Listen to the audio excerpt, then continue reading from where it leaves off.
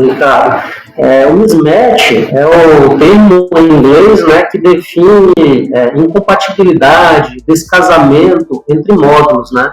Então, para facilitar, né, a palavra, aqui a gente usa mais o termo mismatch. Mas é uma incompatibilidade entre um ou mais módulos, né, entre si, que fazem com que um módulo gere uma quantidade de energia menor em função de outro módulo que não está com o mesmo rendimento que ele. Então, por exemplo, quando eu tenho dois módulos em série, e aí o circuito em série, a corrente elétrica ela é obrigada a ser a mesma, né, passando pelos dois módulos. Da mesma forma que se eu coloco dois módulos em paralelo, a tensão elétrica ela tem que ser a mesma entre os dois módulos.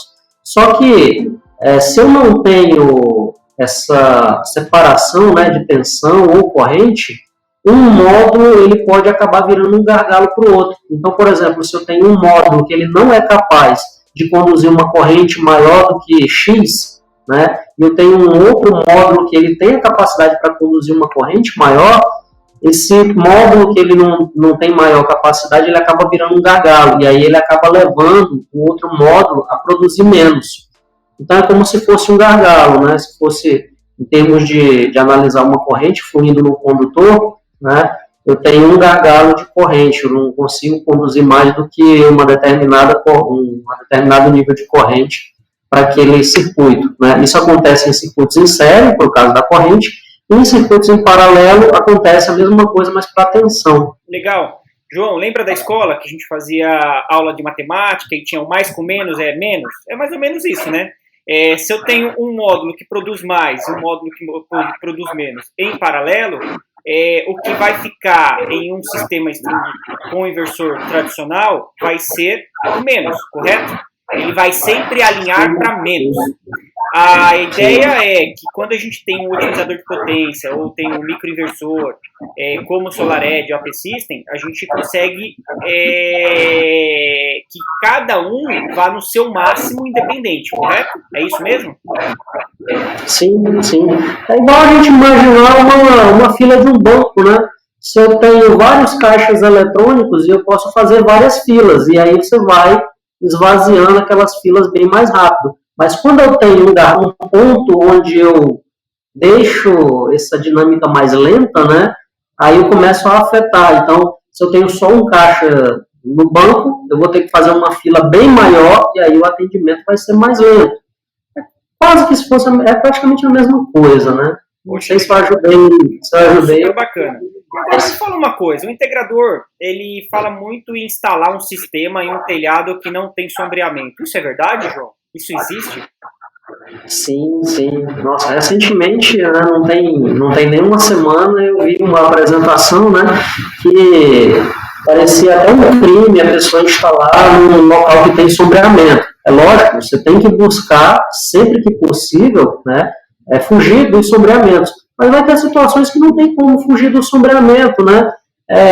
O cliente, imagina um telhado do cliente, ele tem uma caixa d'água ali no meio do telhado, né? E ele não vai arrancar a caixa d'água dele, eu digo uma caixa d'água de alvenaria, né? Ele não vai demolir a caixa d'água. Aí tem que ser buscada uma solução de engenharia que você conviva com aquele problema, que você consiga uma solução para aquele problema. Agora, não é porque a caixa d'água vai sombrear todos os pontos possíveis e imagináveis da sua instalação que você vai tirar o direito daquele proprietário de poder gerar a sua própria energia, né? Você pode instalar um sistema fotovoltaico em um ponto sombreado, né? Mas desde que você lide corretamente com o sombreamento. E aí, para isso, tem várias soluções no mercado. Legal. Quando você fala em sombreamento de uma caixa d'água, como que a gente resume isso na tecnologia? Como que é o nome desse tipo de sombreamento? O sombreamento provocado por obstáculos já é um sombreamento que a gente chama de sombreamento parcial, tá? Sombreamento parcial provocado por obstáculos existentes no telhado, no arranjo, tá? Então tem vários tipos de sombreamento, tá? A Ecore, ela mantém um blog onde a gente fala bem sobre isso. Posso pontuar aqui pelo menos 10 fontes de mismatch. Por favor, fala as 10 assim, mais comuns assim. Certo.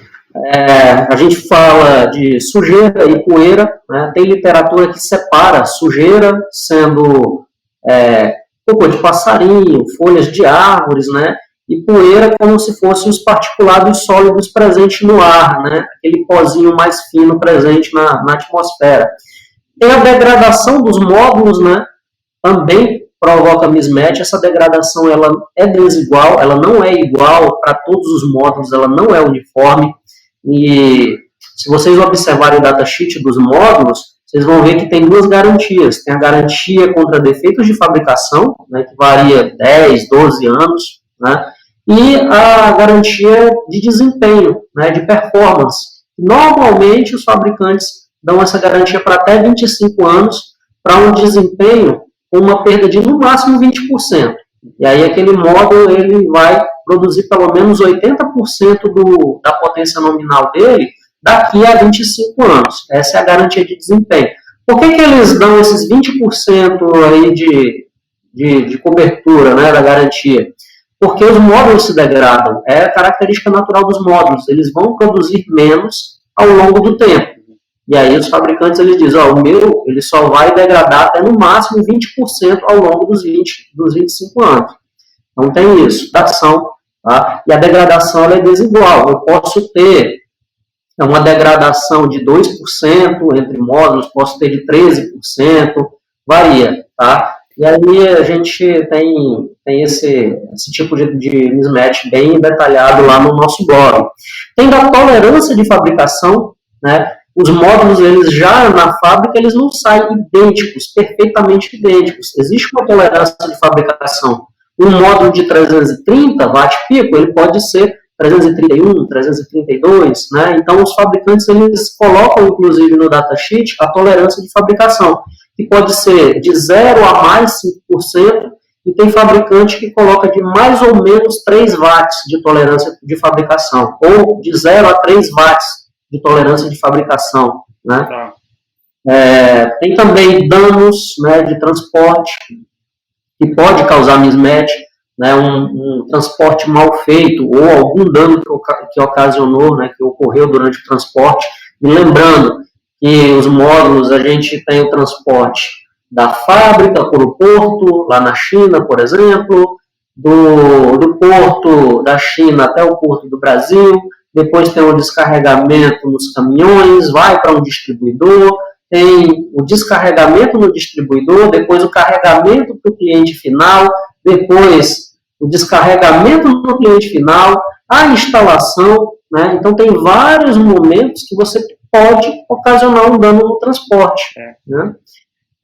Tem o próprio mismatch de projeto, eu já citei, né? Quando você coloca módulos em série, você insere um mismatch, né, que é justamente provocado pela corrente, que tem que ser igual naquela série. Aí, quando você termina uma série, coloca módulos em paralelo, né, faz mais de uma string, você já insere um outro mismatch, que é o mismatch de tensão. A tensão é obrigada a ser igual em todas as strings, é por isso que o requisito de projeto é que você tenha as strings do mesmo tamanho, né, para garantir que aquela diferença de tensão entre as strings seja a mínima possível.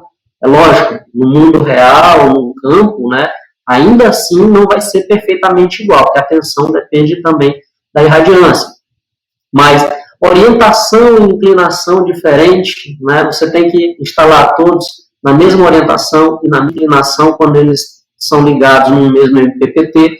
Né, se você mudou a orientação, mudou a inclinação, você tem que colocar no MPPT diferente, justamente para não sofrer, né, do mismatch provocado por orientações e inclinações diferentes. Mas ainda assim, tá, você tem um pequeno desalinhamento.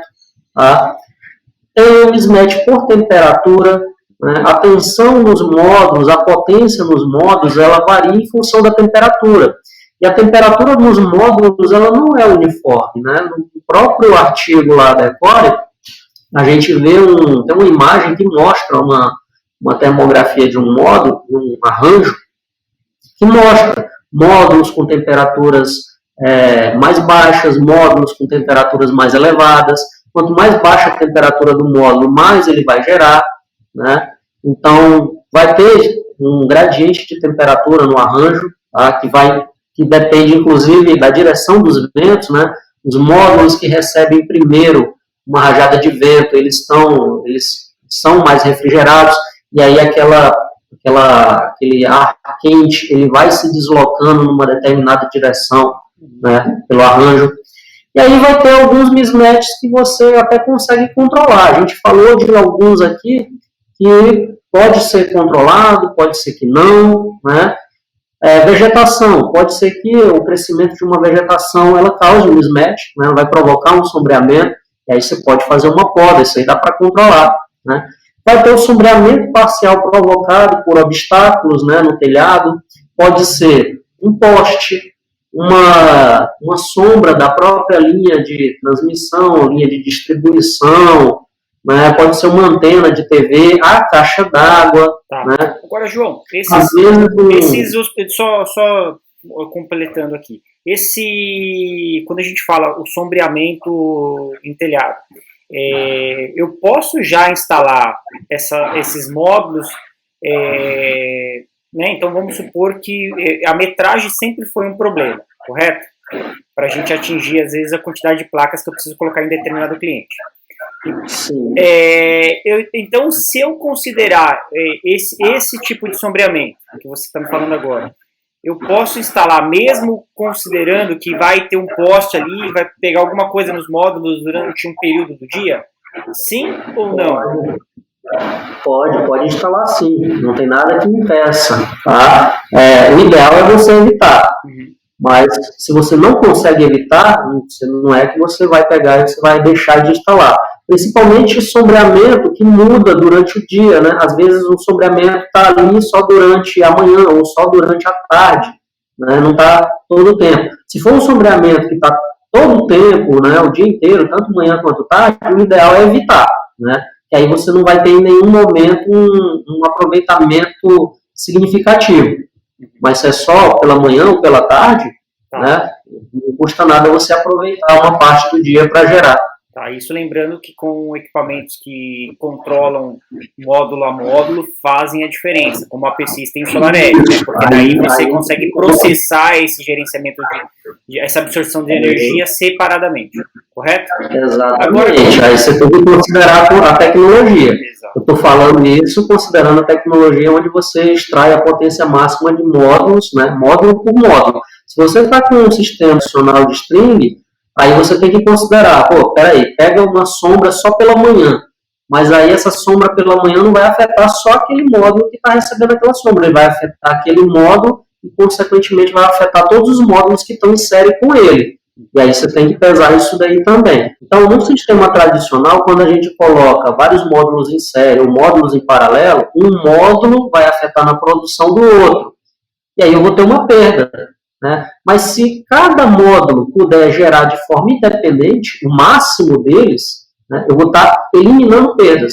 E aí, consequentemente, eu vou estar gerando mais. Né? Então, o objetivo é eliminar perdas. Por cada módulo, tá, se eu tenho um MPPT para cada módulo, eu vou gerar o máximo de cada módulo, um independente do outro. Então, eu vou sempre estar obtendo o máximo de energia de cada módulo. Nos sistemas comerciais da SolarEdge, por exemplo, eu tenho um MPPT para cada 2 módulos. Eu não elimino o mismatch, mas eu consigo reduzir. Eu vou ter um mismatch entre 2 módulos, né? Mas ainda assim eu consigo eliminar perdas. É muito melhor eu ter 30 MPPTs do que ter 3. Né? Então, eu conseguindo eliminar perdas, eu consigo aumentar a geração. Bacana. Quer dizer, é o que você falou, não tem como gerar mais. Na verdade, não é gerar mais, né?